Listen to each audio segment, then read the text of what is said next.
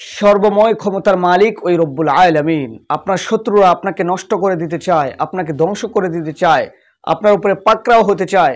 আপনারা ইতিমধ্যেই সোশ্যাল মিডিয়ায় দেখতে পাচ্ছেন, ইউটিউবের মধ্যে, ফেসবুকের মধ্যে, ক্যালিফোর্নিয়ায় লস অ্যাঞ্জেলেস নামক যে স্থানটা আছে, হলিউডের বিভিন্ন তারকাদের বাড়ি ওইখানে আছে। তারা ওইখানে শুটিং করে, বিভিন্ন জেনার কাজকর্ম, শুটিংগুলো ওইখানে করা হয়। কেউ বলতেছে এটা আজাব, কেউ বলতেছে এটা গজব। তো দিনদার ভাই ও বোনেরা, আজাব গজব যখন জমিনের মধ্যে বিভিন্ন অশ্লীলতার কাজগুলো শুরু হয়ে যায়, আল্লাহর পক্ষ থেকে এটা বলে দেওয়া আছে কোরআনের মধ্যে, আল্লাহ তাআলা আজাব গজব ওইখানে ওই স্থানের মধ্যে নাজিল করবেন। দুনিয়ার শুরু থেকে নিয়ে এই পর্যন্ত বিভিন্ন জায়গায় আল্লাহ তাআলা আজাব দিয়ে ধ্বংস করে দিয়েছেন।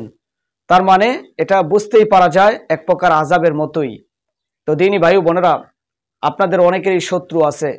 শত্রুদেরকে ধ্বংস করে দেওয়ার জন্য একমাত্র আল্লাহ রাব্বুল আলামিন যথেষ্ট। আজকে কার্যকরী এক তদবিরখানা আপনাদের মাঝে নিয়ে উপস্থিত হইলাম। আশা করি বিশ্বাস এবং ইয়াকিন রেখে যদি আপনারা আমলগুলো করতে পারেন, শত্রু থেকে আপনি অবশ্যই মুক্তি লাভ পাবেন এবং শত্রুকে আল্লাহ ধ্বংস করবেন। দিনী ভাই বোনেরা, আপনারা আজকের যে কাজটি করবেন, স্ক্রিনের মধ্যে দেখেন একটি নকশা দেওয়া দিলাম। এই নকশাটাকে আপনাকে লিখতে হবে জাফরান কালি দিয়ে। তারপরে যে কাজটা করতে হবে ধাপ বাই ধাপ আমি আপনাকে বলে দিব। আজকে বর্তমান এই অবস্থা দেশের মধ্যে, বাংলাদেশের মানুষ এতে করে খুশি হওয়ার কিছুই নাই। আপনারা জানেন আজাব গজব যখন আসে, এই গজব কিন্তু যে স্থানের মধ্যে আসবে ওই স্থানের ভালো মানুষদের সহ গজব শেষ করে দিয়ে যাবে, উল্টিয়ে দিয়ে যাবে। ঘটনা আপনারা সকলেই জানেন, আপনারা অনেকেই জানেন যে গজব যদি এসে পড়ে, আসমান থেকে যদি গজব নাজিল হয়, এখানে আল্লাহর পয়গম্বর থাকলেও ওইখানে গজব আসবে, আল্লাহর ওলিরা থাকলেও এখানে গজব আসবে। তার মানে আপনাকে অবশ্যই অবশ্যই এই গজব থেকে কিভাবে দূরে থাকা যায়, আল্লাহ রাব্বুল আলামিনের কাছে পানাহ চাইতে হবে, মানুষকে সৎ পথের দিকে আনতে হবে, মানুষকে ডাকতে হবে। যদি এরকমটা করা হয়, শত আযাবের মধ্যেও আল্লাহ পাক রব্বুল আলামিন আপনাকে অবশ্যই অবশ্যই হেফাজত করবেন। সে এত আশা প্রত্যাশা নিয়ে কিন্তু আজকে আপনাদের মাঝে এই ভিডিওটি আমরা উপস্থাপন করতেছি।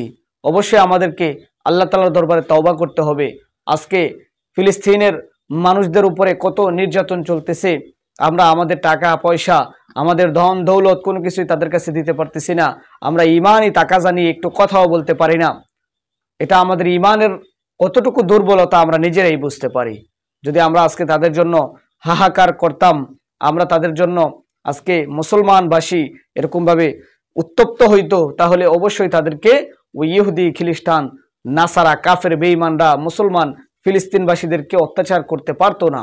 আজকে দেখেন আল্লাহ পাক রব্বুল আলামিন অত্যাচার তাদের উপরে যখন করুণ আকারে ধারণ করেছে, এই নাফরমান বেঈমান ক্যালিফোর্নিয়ার যে মানুষগুলো আছে, সাদা চামড়ার মানুষগুলো, আল্লাহ পাক রব্বুল আলামিন তাদের উপরে আযাব দিতেছে।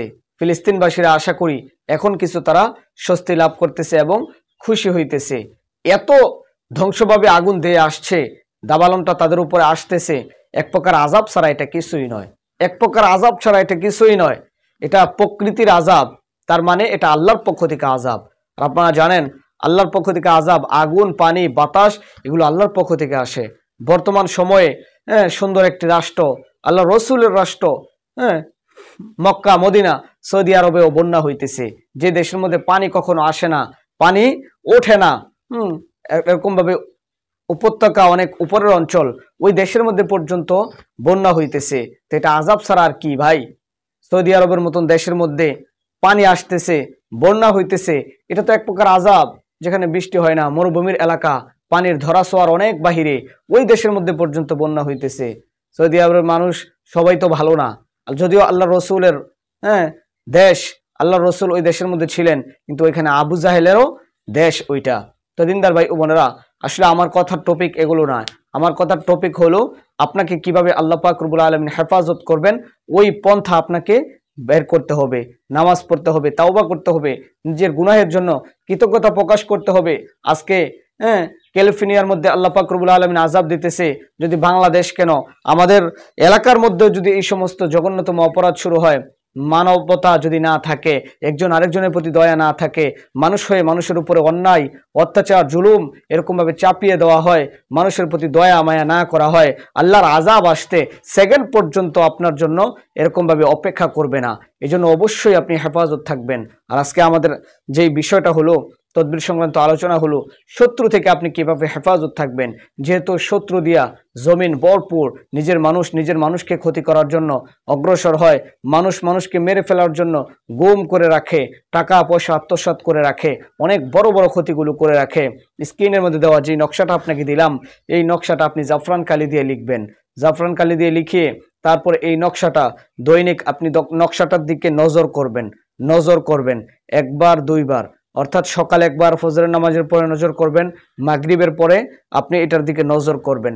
এইভাবে সকাল সন্ধ্যা 7 দিন পর্যন্ত এটার দিকে আপনি নজর করবেন। ইনশাআল্লাহ তাআলা 7 দিন পর থেকে আপনার শরীরের মধ্যে এটা রেখে দিতে পারেন, আপনার মোবাইলের নিচে রাখতে পারেন, আপনার মানি ব্যাগের মধ্যে রাখতে পারেন, বা আপনার সাথে আপনি এটা রেখে দিবেন।